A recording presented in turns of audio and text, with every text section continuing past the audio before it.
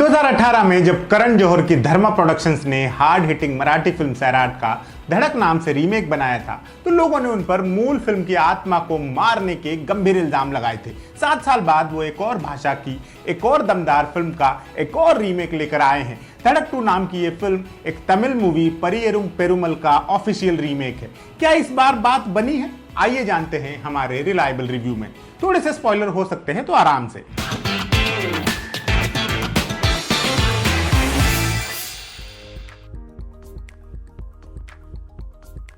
धड़क 2 के पास 2 चीजें बहुत अच्छी थी, एक तो मजबूत कहानी और दूसरी दमदार एक्टर्स। बावजूद इसके ये फिल्म कई जगह गड़बड़ाती है। ये कहानी है नीलेश अहिरवार नाम के एक लड़के की जो दलित कम्युनिटी से बिलोंग करता है। नीलेश पढ़ने में अच्छा है और चाहता है कि अपनी पढ़ाई को हथियार बनाकर अपने परिवार को गरीबी की गर्त से निकाले। वो लॉयर बनना चाहता है और एक लॉ कॉलेज में एडमिशन भी हासिल कर लेता है। कॉलेज में मिलती है उसे विदिशा भारद्वाज उर्फ विधु, एक सो कॉल्ड अपर कास्ट से आने वाली लड़की जो लिबरल है, समझदार है और सबसे बड़ी बात ये कि जात पात में यकीन नहीं रखती। दोनों के बीच कोई चिंगारी चमकती है जो जल्द ही दावानल बनने की धमकी देने लगती है। अब हमारे हीरो को कई फ्रंट्स पर लड़ना है, जातिवाद के राक्षस से, कॉलेज बुलीज से, बायस्ड शिक्षकों से और लड़की के रिग्रेसिव परिवार से। इन बेशुमार लड़ाइयों से क्या हमारा हीरो कायदे से दो हाथ कर पाएगा या हालात का शिकार बन जाएगा? कुल मिलाकर यही है डायरेक्टर शाजिया इकबाल की डेब्यू फिल्म धड़क 2।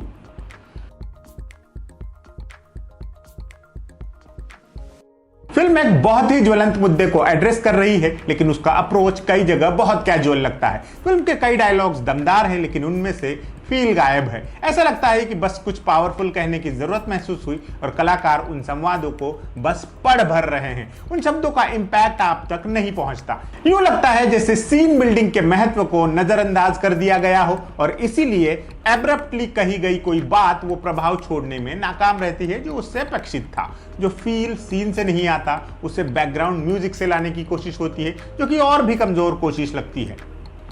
फिल्म में एक और खामी परिवेश बनाने की है। दलित किरदारों को महज कच्चे मकानों वाली बस्तियों में सेट करने से चीजें बिलीवेबल नहीं बनती। उसके लिए यह भी जरूरी होता है कि आपके किरदार उस परिवेश का हिस्सा बने। एक पीढ़ियों से वंचित परिवार के हाव भाव, मैनरिज्म, भाषा, देह बोली सब कुछ उस सेटअप से मैच करते हुए होने चाहिए। ओरिजिनल फिल्म में ये चीज बैंग ऑन थी, इसमें सिरे से गायब है। ऐसा लगता है किसी और यूनिवर्स वाले लोगों ने एक्वायर्ड सेंसिटिविटी के सहारे ये फिल्म बना दी है। जो कभी फील किया ही नहीं वो फिल्म में कहां से आ पाएगा? ओरिजिनल फिल्म में हर 10 मिनट के बाद एक गूज बम टाइप सीन आ जाता था। इसमें ऐसे किसी सीन का बस इंतजार ही रहता है। यहां तक कि इंटरवल ब्लॉक वाले जिसे एक सीन ने लोगों को हिलाकर रख देना चाहिए था वो तक लगभग बेअसर साबित होता है।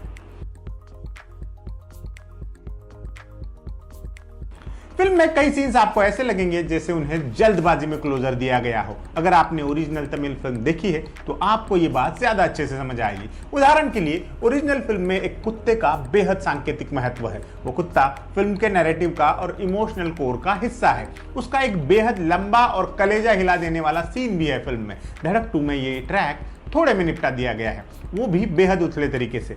इसी तरह एक बेहद इमोशनल करने वाली घटना के तुरंत बाद रोमांस डालकर उस घटना का इंपैक्ट ही खत्म कर दिया गया। ऐसा पूरी फिल्म में कई बार होता है। वही केस ऑफ एक्वायर्ड सेंसिटिविटी और क्या। फिल्म के गाने इसका एक और कमजोर पक्ष है। उनकी प्लेसमेंट भी बहुत खराब है। यूं लगता है जैसे उनके होने की जरूरत की वजह से उन्हें रखा गया है। कोई गाना याद नहीं रहता, दूसरी लाइन सुनने तक पहली लाइन भूल जाती है। इसके मुकाबले धड़क में बहुत अच्छे गाने थे।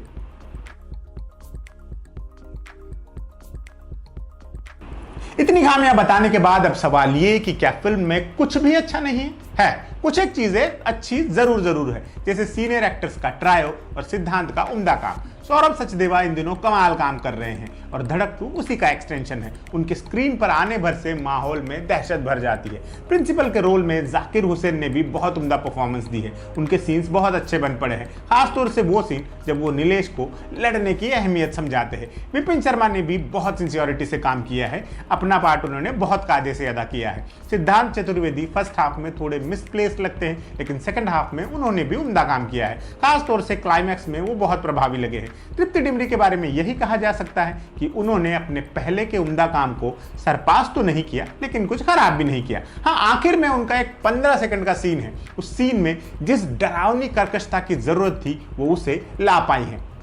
कुल मिलाकर धड़क 2 ऐसी फिल्म है जिसके इंटेंशन में खराबी नहीं है, बस एग्जीक्यूशन में है। दुनिया जहान की कहानियों के होते हुए मेकर्स ने इस कहानी को चुना कि अपने आप में तारीफ की बात है और इसकी शाबाशी मेकर्स को मिलनी ही चाहिए। जाते जाते मैं एक बात पूरी ईमानदारी से कहना चाहता हूँ, मैंने ओरिजिनल फिल्म कई बार देखी है और वो मेरी बहुत फेवरेट है। इसलिए हो सकता है कि ये फिल्म देखते वक्त और इसका रिव्यू करते वक्त मेरा बायस आड़े आ गया हो। मैं इसे डिनाई नहीं कर रहा, पहली बार हिंदी में ही इसे देखने वाले दर्शकों को हो सकता है इतनी खामियां ना मिले। और वैसे भी धड़क 2 कंपैरिजन में कमजोर फिल्म लगती है। आइसोलेशन में देखी जाए तो एकदम खारिज किए जाने लायक तो नहीं है। बाकी आप खुद देखें, राय बनाएं और हमसे साझा करें। नमस्ते।